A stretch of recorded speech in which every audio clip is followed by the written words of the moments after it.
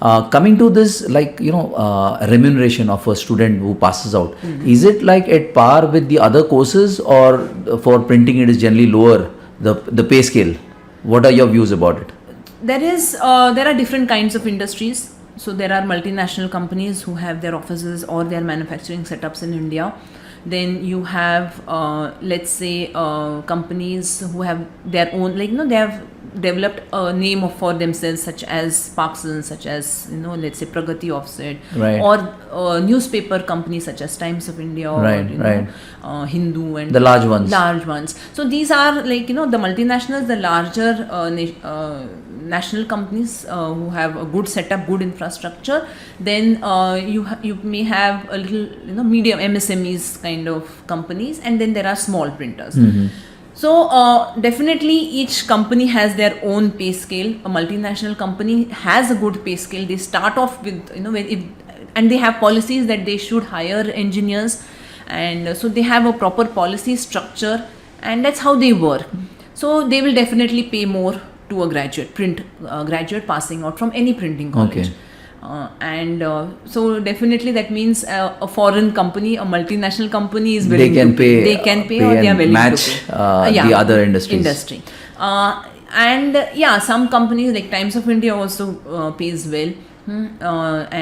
These bigger companies who understands the importance of engineers and the thought process which goes behind, the analytical skills that goes behind an engineer, so they are able to recognize them and they are able to pay. So these two, I would say, in the hierarchy are paying at par with the other industries. That's nice.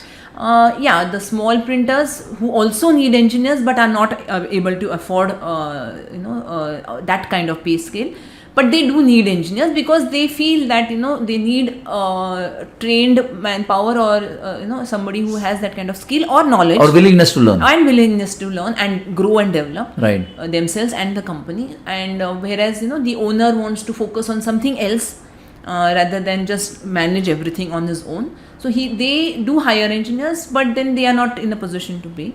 So just to get a sense, what is the kind of entry-level salary for a printing engineer? For our viewers to get a hang, can they afford it or not? Just to rough idea.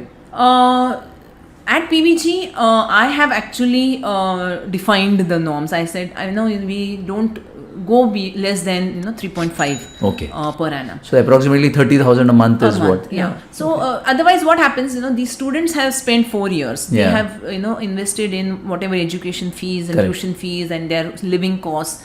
And if they are going to get less than 2 lakhs or 2.5 lakhs or less than 3 lakhs, so then it's then they are going to lose the joy. Fair enough. That why did I do this? I would have done something else. Yeah. So I have to keep the balance. I have to also understand industry needs plus the students' needs, and then make sure that the fine balance is maintained. Yeah, both are in win-win situation. I do understand. But what you say can be a nice way if you start paying engineers or the diploma guys their rightful due salary. You could probably have them who are much more skilled to handle those machines, because you're getting high-end machines. You should have high-end people also handling them. And I'm sure today it is all cloud-based. There's all IoT. There's all automation.